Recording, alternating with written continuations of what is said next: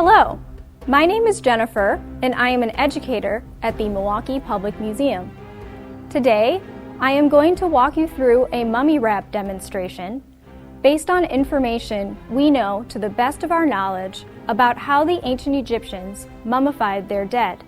A mummy is a person or animal whose soft tissue has been preserved.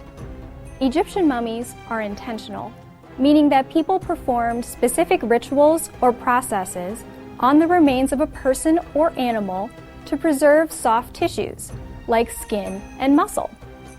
The ancient Egyptians would mummify their dead because it was their religious belief that the preserved body would journey into and live on forever in the afterlife.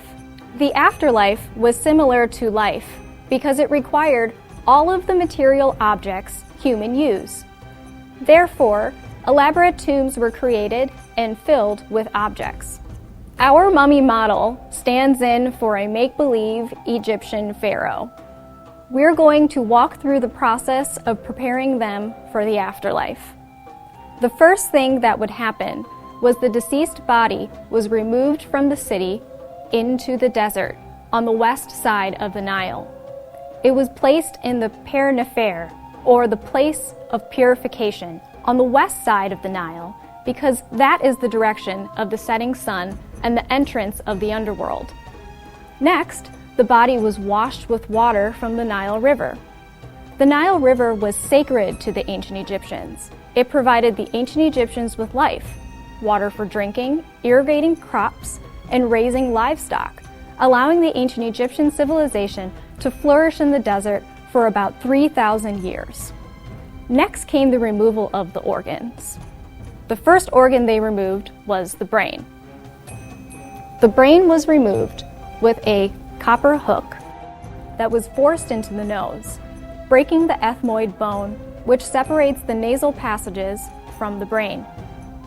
After it was removed, the brain was discarded. Next, the internal organs were removed by the priests as soon as possible due to their high concentration of moisture. Most internal organs were discarded, possibly buried or burned, but 4 organs, the stomach, lungs, liver, and intestines, were preserved and treated differently. The heart was usually left in the body in its original position. There were 4 canopic jars, typically made of varying types of carved stone, and each held one of the internal organs.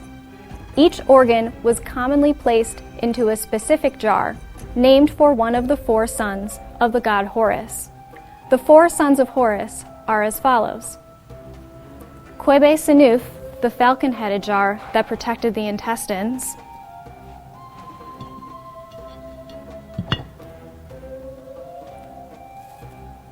Imseti, the human-headed son of Horus that protected the liver;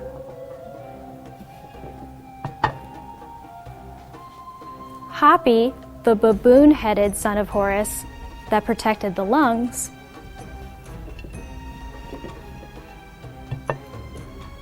and Duamatef, the jackal-headed son of Horus that protected the stomach. After the priest removed the organs, they covered the body inside and out with natron.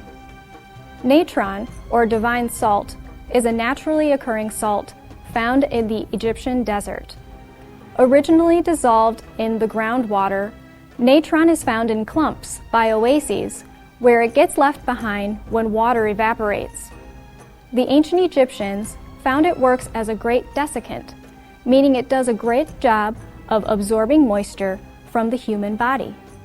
The body was packed in 400 to 600 pounds of natron, depending on how big the body was, and slowly dried out. It is believed that the drying process alone took approximately 40 days. During that time, saturated natron would be discarded and the skin would be treated with aromatic oils to keep it supple and to reduce odors.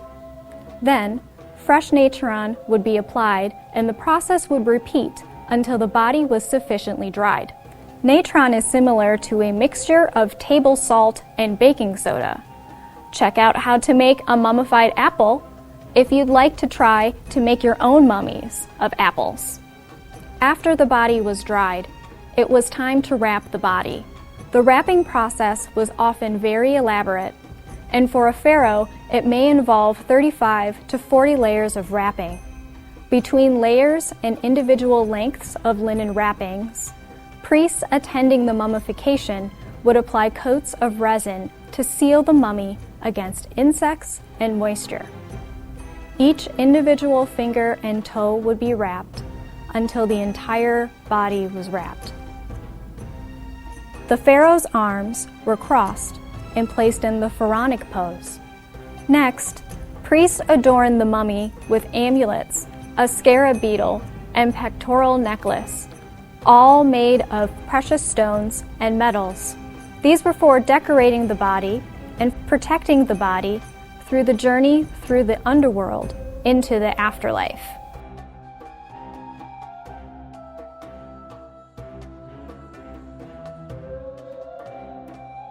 Mummies were also given scrolls of the Book of the Dead to hold, or the Book of the Dead might appear as decoration in the tomb walls of the mummy. The priest in charge of mummification would also read from the book during the wrapping process.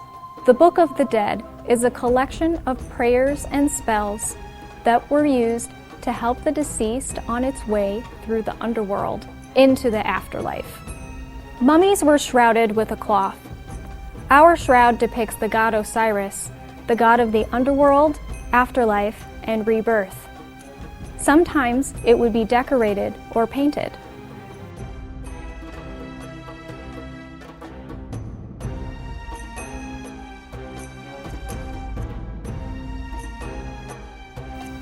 The next adornment was a mummy mask.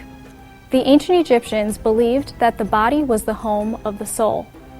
Therefore, the mummy mask gave the appearance of a human so that the soul would recognize it.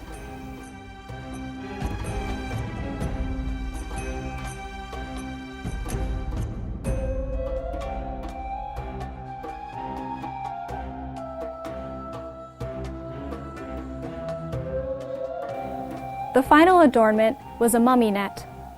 Archaeologists and Egyptologists disagree on the purpose of the mummy net, and not all mummies were buried with one. Since it is typically blue and made of Egyptian faience beads, it may have something to do with the Nile River, the sky, rebirth, or resurrection. Next, mummies were placed in rectangular or anthropoid-shaped coffins. The coffins were made out of wood and elaborately decorated. The wood was imported from the Levant or Middle East in certain eras, but often local Egyptian woods were used, like sycamore, fig, or acacia. Before placing the coffin into the tomb, the opening of the mouth ceremony would take place. A priest would place a metal implement onto the mummy in order to restore the senses like breath, smell, and speech back to them. It was understood that the individual would need these senses in the afterlife just as they did in life. Inside the tomb, the wooden coffin would be placed and sealed in a sarcophagus, a stone coffin. Then, the tomb would be sealed with the expectation that it would be sealed forever. The ancient Egyptians believed that the mummy would undergo a perilous 12-hour journey through the underworld, leading to the weighing of the heart ceremony. Before entering the afterlife, the ancient Egyptians believed the mummy would have to take a test, known as the weighing of the heart ceremony. The god Anubis, the god of mummies and mummification, would lead the mummy to the ceremony. At the ceremony, the heart of the mummy was weighed on a scale against the feather of Ma'at, the goddess of truth and justice. If the heart was in balance with the feather and therefore not heavy or burdened with misdeeds, then the mummy gained access to eternal life in the afterlife. If the heart was heavier than the feather and filled with misdeeds, then the mummy did not pass the test. It was thought that if the mummy's heart did not balance with Ma'at's feather, that Ammit would devour the heart and the mummy would not gain entrance into the afterlife. Ammit was a combination of the three fiercest animals known to the ancient Egyptians: the head of a crocodile, the forepart of a lion, and the hind part of a hippopotamus. That's all for our mummy wrap demonstration. We hope that you learned a little more about the ancient Egyptians and how they mummified their dead.